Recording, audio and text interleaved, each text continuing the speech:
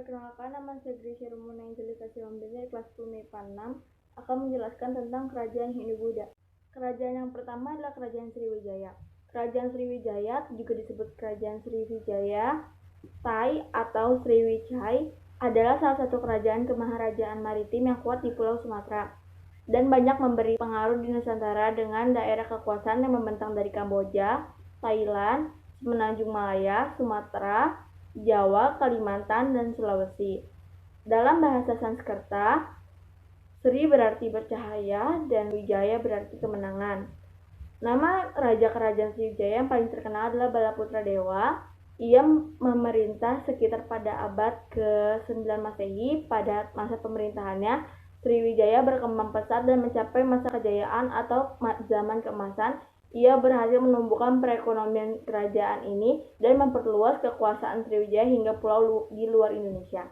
Kerajaan ini terletak di Muara Takus, Riau, dan Palembang. Kerajaan kedua adalah Kerajaan Majapahit. Kerajaan Majapahit adalah kerajaan Hindu-Buddha terakhir yang menguasai Nusantara dan dianggap sebagai salah satu dari negara terbesar dalam sejarah menurut negara Kartagama. Zaman kejayaan Kerajaan Majapahit terkenal dengan masa pemerintahan Hayam Wuruk bergelar Sri Rajasanegara pada tahun 1313 sampai 1364 Masehi, yang merupakan raja keempat Majapahit. Puncak kejayaan Majapahit yang ditandai dengan terwujudnya gagasan penyatuan wilayah-wilayah Nusantara. Masa kejayaan Majapahit di tangan Hayam Wuruk tidak lepas dari patihnya Gajah Mada yang terkenal dengan Sumpah Palapa. Kerajaan ini terletak di Trowulan, Jawa Timur. Kerajaan ketiga adalah Kerajaan Pajajaran. Kerajaan Pajajaran adalah kerajaan yang pernah ada antara tahun 932 dan 1579 Masehi di bagian barat Pulau Jawa, yaitu Provinsi Banten, Jakarta, Jawa Barat, dan sebagian Jawa Tengah.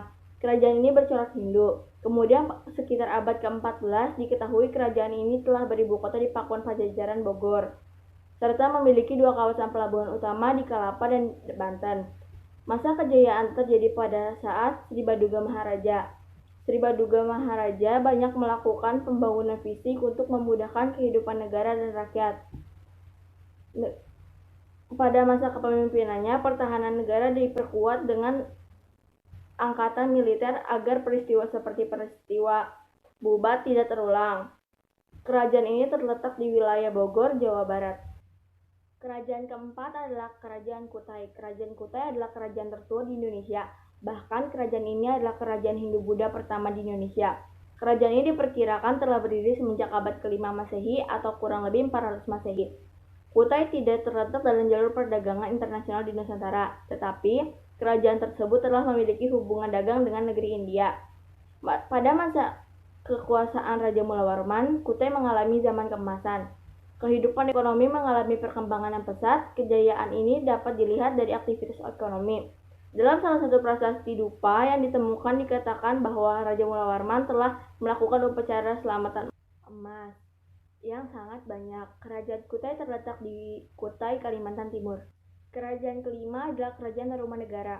Kerajaan Tarumanegara adalah sebuah kerajaan Hindu yang pernah berkuasa di wilayah Pulau Jawa bagian barat dan berdiri pada akhir abad ke-5 sebelum Masehi. Kerajaan ini merupakan salah satu kerajaan tertua di Nusantara setelah Kerajaan Kutai. Masa kejayaan Kerajaan Tarumanegara adalah pada saat kekuasaan Raja Purnawarman. Kerajaan Tarumanegara berhasil menguasai setidaknya 48 kerajaan kecil di bawahnya. Kekuasaan Kerajaan Tarumanegara membentang dari Salaka Negara atau Rajapura yang saat ini diperkirakan adalah Telulada, Pandeglang, hingga Purbalingga, Jawa Tengah. Negara terletak di Jawa Barat. Selanjutnya yang keenam adalah Kerajaan Kalingga. Kerajaan Kalingga adalah sebuah kerajaan India abad ke-6 di pantai utara Jawa Tengah, Indonesia. Itu adalah kerajaan Buddha yang paling awal di Jawa Tengah, dan bersama Kerajaan Kutai dan Tarumanegara adalah kerajaan tertua dalam sejarah Indonesia.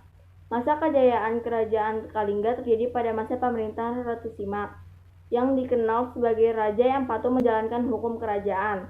Disebutkan bahwa ratu ini seorang pemimpin yang tegas, jujur, bijaksana, serta melaksanakan hukum dengan tegas. Ketegasannya dalam menerapkan keadilan ditampilkan dengan cara menguji kejujuran rakyat. Kerajaan Kalingga terletak di Blora dan Cepu, Jawa Tengah. Yang ketujuh adalah Kerajaan Mataram Kuno. Kerajaan Mataram Kuno merupakan kerajaan Hindu-Buddha yang berkembang di Jawa Tengah pada abad ke-7 Masehi, kemudian berpindah ke Jawa Timur pada abad ke-10. Kerajaan Mataram Kuno merupakan kerajaan yang berdiri pada tahun 730-868 sampai 910 Masehi. Di masa kekuasaannya, daerah-daerah di sebelah timur Mataram berhasil ditaklukkannya.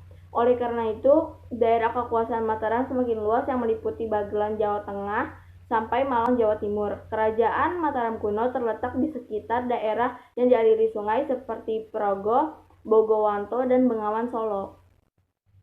Kerajaan selanjutnya atau yang ke-8 adalah Kerajaan Singasari yang didirikan pada tahun 1222 sampai 1293, adalah salah satu kerajaan besar di Nusantara yang bercorak Hindu-Buddha.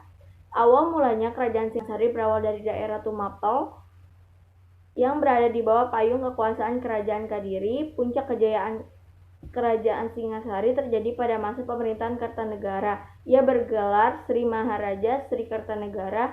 Kartanegara memiliki gagasan politik untuk memperluas wilayah kekuasaannya. Kerajaan Singasari terletak di Singasari, Malang, Jawa